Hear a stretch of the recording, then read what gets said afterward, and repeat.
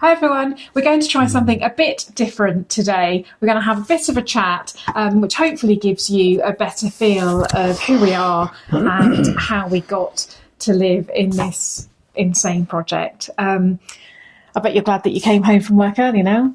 Thrilled. So let's go back to the very start. And I thought that we would chat about how we met. Can you remember when we met? No. I know, I can remember how we met. It's all a blur. For me, when I met Mark, I walked into the pub.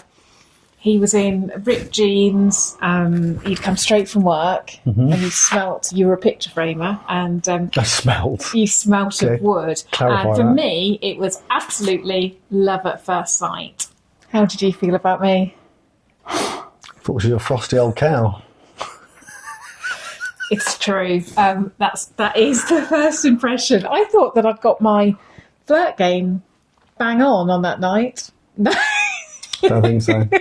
I'm not sure how we actually managed to get to another date, but anyway, that's how we met. For me, it was love at first sight. For Mark, you thought that I was a frosty old cow, and we were actually introduced as a friend. A friend took me to the pub, and Mark was meeting us there, and my friend was absolutely adamant that we had nothing in common and that it absolutely wasn't a blind date. No, definitely not. And even when we got together, she was just amazed, wasn't she? That it wouldn't last. It wouldn't last. We just weren't compatible. Because I worked in an office at the time, and you were a picture framer. And I knew I was never going to marry anyone wearing a suit.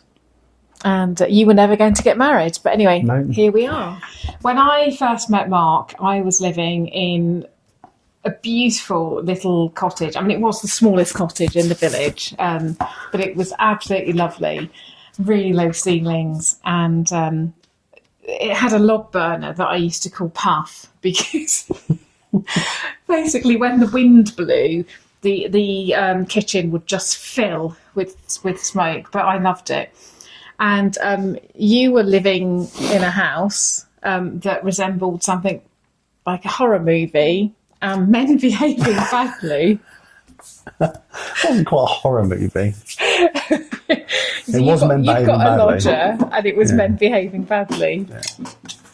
And I do remember the first time I went round to Mark's, you were frantically hoovering. For the first time in months. Yeah. So probably no change there, actually. Then we moved together, and we moved to a lovely 1940s property with the most ginormous garden. Yeah, that was beautiful. And that was our first little dabble of renovating together. Mm-hmm.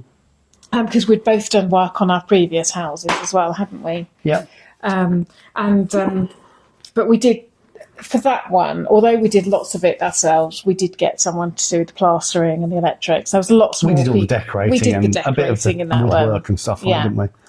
But unfortunately, whilst we were doing that house, and I would say that was our dream forever home, really. But unfortunately, I was pregnant while we were doing up that house, and I was so ill. The smell of fresh plaster just made me vomit. So you made lots of the decisions on that house, didn't you? Mm-hmm.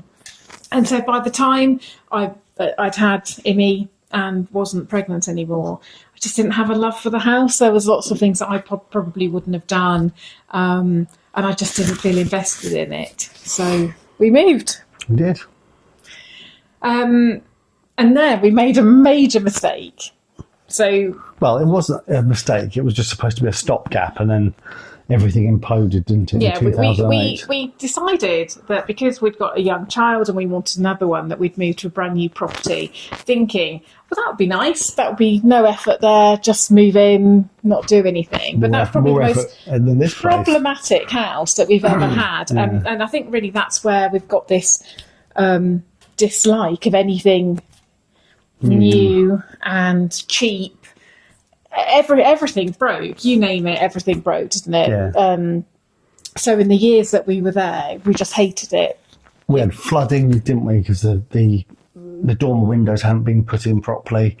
Illegal driveways, illegal installs on the plumbing. That was a joke, wasn't it? Yeah. So we were so unhappy with that with that move, and then we started to look for a property. And when we found this place, we were actually looking from Northumberland down to Cornwall and everywhere. We were going to move to the Broads, weren't we? We found a house in the Broads, Norfolk Broads, but we actually wanted a project, and not necessarily just for budget reasons, but we really felt that we had a project in us. Well, it allowed us to have, with this house, and nothing had been done to it for 100 years, pretty much, had it? Yeah. So everything was as it was, whereas everything we looked at had all been done in the 80s and had been pretty much gutted and modernised, hadn't it? Yeah, that was really our criteria, wasn't it? That we didn't want anything that had been touched for at least 40 years, and it had to have a garden, detached, parking, to have the look, didn't it? It just sounds like a rather entitled list, doesn't it? It does sound like a rather entitled list, but that's why we bought this, because it was so shoddy. It was the one thing we could afford, wasn't it? One thing that we could afford, which but the thing that we boxes. Absolutely loved. Yeah. Yeah. So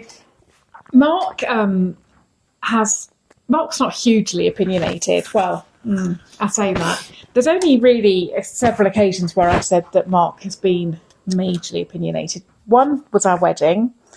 I asked Mark to marry me, and he I gave you a list. He just gave me a list about this long of things. He didn't want to get married in a church. He didn't want to do a speech. Gosh, the list just went on. Wanted to piss up. And if I agreed to the list, we could get married. I have to say, it was the best wedding. And, people still say it was one of the best weddings I've been to. Not at all conventional. Not by those days, not by 20 years ago standards. No. So I think things are a lot more relaxed now. But we had sumo suits and Bucking Broncos. We had a big barbecue outside, didn't we? In the pub, in one of our favourite pubs. We got married on a Friday, which wasn't a thing then. Yeah. We didn't have any formality speeches or anything. We didn't even have a photographer. No. We had friends who came along and they took photographs throughout the day. Yeah. So that would be interesting if I try and find some photographs to post here. Yeah. But so it wasn't conventional. I think that's how we've carried on our life ever since. So we found Starre Corner.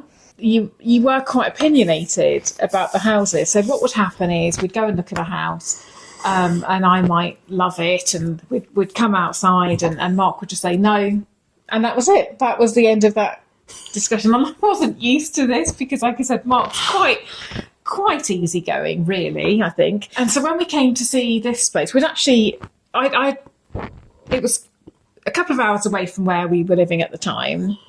We'd seen it on paper. It wasn't right at all on paper, was it? No. Bedrooms going into each other and all sorts of other things. I'd made an appointment 2 or 3 times to come and see it on my own, and each time I just found a reason not to come. We just found ourselves coming up to the coast one day because I think we were completely fed up with the house that we were buying and the process, that we were coming up just to get away from it or to go for a beach walk. Well, the other house was going through probate, wasn't it? So and some of the people lived abroad, and it was all just a bit of a headache, wasn't it? And drawn out. But basically, we were driving out to have a beach walk because we were just so fed up with trying to buy this other one.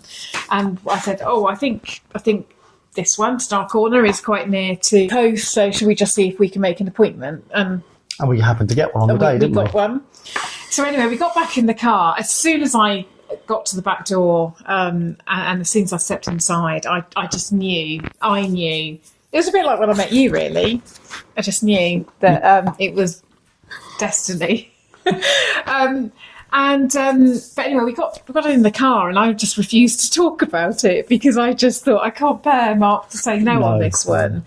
And we knew it was totally wrong for us, and we knew that it was going to be a money pit. But we put in an offer. You actually liked it. I did. The mushrooms on the wall kind of swung it for me. There was mushrooms growing on the wall. Yeah. Well, we didn't know that the fireplace was going to fall off.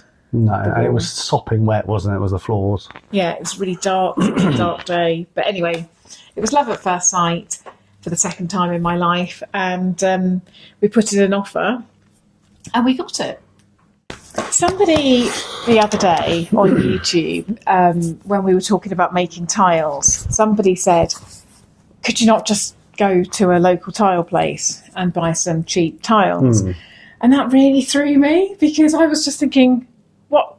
Why? Why would I do We had a conversation about it because it felt as though maybe that's the normal thing to do, but we will always find a way around something, won't we? If we want something and we can't afford it, or for whatever reason we can't have it, we will normally try and find a workaround. We'll wait to get it. Yeah.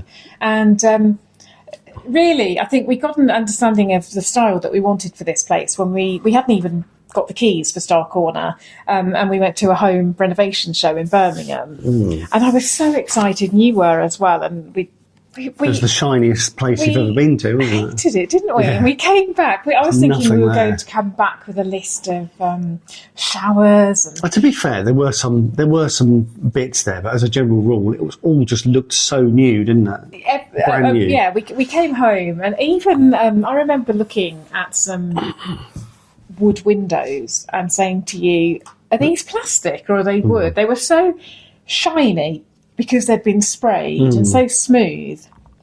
They didn't look like wood, did they? No. So I think at that point we both realised that actually what we fell in love with Starre Corner was how knackered it was. And we were at risk of actually improving it in what we would regard as the wrong way. Yeah. So that we just, on that day, I think we created a huge problem for ourselves because now everything's got to be bespoke. on that day, we just knew that it wasn't going to be easy. So you'll see us going to car boots and auctions and things. And that's not purely about budget and money. That's aesthetic, really. Well, it's about finding the thing that you just love the most that's going to work in the space you've got in your mind, isn't it? So when I come to you and say, "Oh, I've seen this. I've got an idea," what do you think? I'm just eye roll, and then think, okay, how can we do it? And try. You do like the ideas that I come up with, but they just I do, and the tiles that we're going to try and have a go at making is a good example, isn't it? It's just. We don't have the budget to get that look. No, because actually, I mean, these aren't them, but we had these tile samples. These were from Devol, I think, actually. These are marble, and they are absolutely beautiful. They really are. And if money was no object, we would buy them. I would go for these. Yeah. But then you get the... I don't have a sample here, but then you get the cheaper version of it, and they just don't look the same. It just doesn't look the same. So that's why we make things. And in fact, we were having a conversation this morning about showers. Making a shower. I think we're going to make a shower now. But it'll be a fraction of the price. It will get a look that we want. It is, again, it's down to aesthetics, because when I actually start saying to you, well, what is it that I want? Well, in fact, we went to a showroom, didn't we? A bathroom showroom in London the last time we were in London. And it was a well-known, well-renowned bathroom company. And I was really expecting something amazing. I've seen them in magazines and thought, these are expensive and they're going to be amazing. And we were both so disappointed. Take the swank away and you could be a B&Q, couldn't you? So there's lots of companies out there that are masters of marketing, but actually... And styling. And the quality isn't there. That's really why I think we know that we can't really go and buy. Well, I wouldn't want a chrome shower now. I used to be really into chrome, but can't really get. It needs to look old. It needs to look elegantly knackered. So actually, just going and getting something off the shelf just isn't always going to work, is it? No, it's not. So we're making life hard for ourselves, but hopefully, it makes us more creative and. I'm really looking forward to making tiles. Absolutely, and it gets you a unique look as well, doesn't it?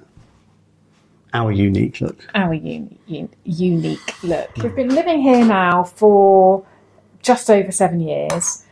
To be fair, the first couple of years we'd uprooted our children and brought them here, and apart from redoing the roof and doing some major, we did some major work that needed to be done, didn't we? But for the first couple of years. The girls were only in primary school. We just decided to get to know the area and to make sure that they were settled and having fun. So we didn't get off the starting blocks very quickly, did we? No.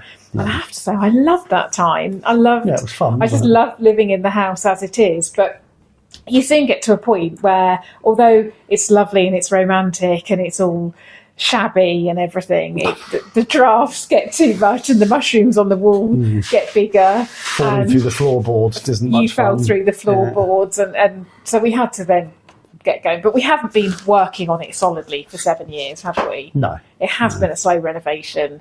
We both work. We have a life. We have friends, family, and everything else. So I think it would be unbearable if we'd been doing it solidly for 7 years. Because even now we've got renovation fatigue, I think, haven't we? But what's been the worst bit for you? Doing the extension, I think, because I wasn't supposed to be building it, and then having to suddenly find yourself in a situation where you've got to do it because the back of the house is off, and headspace. It just takes up a lot of headspace when you're coming from zero, when you don't know anything about what you're doing. We're always asked, have we done this before, and are we in the trade? And the answer is absolutely not. So we've always, apart from the new house, when we were together, but also before we got together, we've always done work on our houses, haven't we?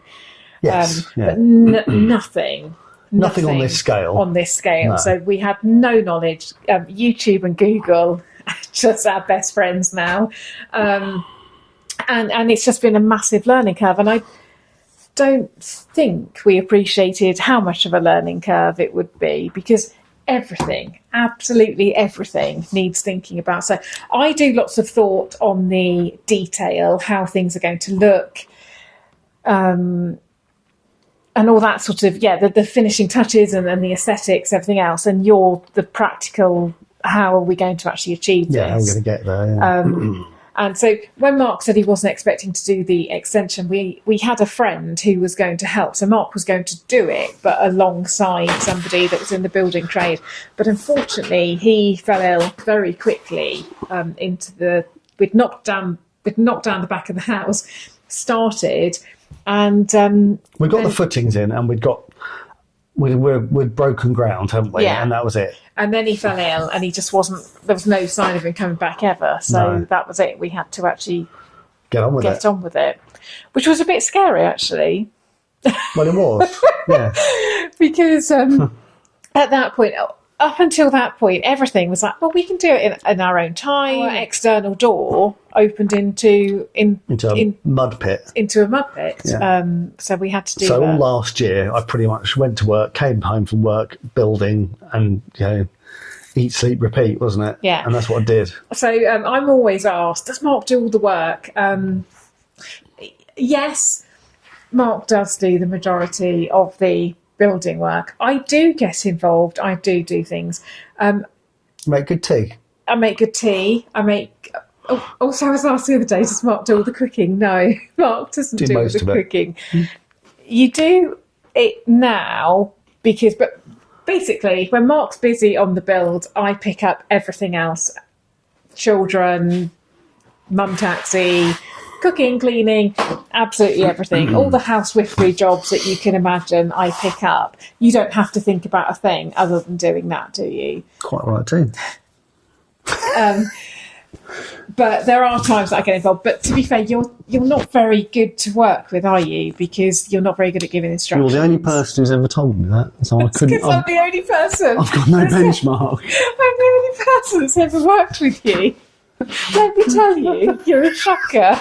So very early, I do remember the first thing we worked together. We were putting in damp proofing, and I think we'd moved. We were going to do the damp proofing. We started doing it. I was doing something, and I think you'd sacked me within.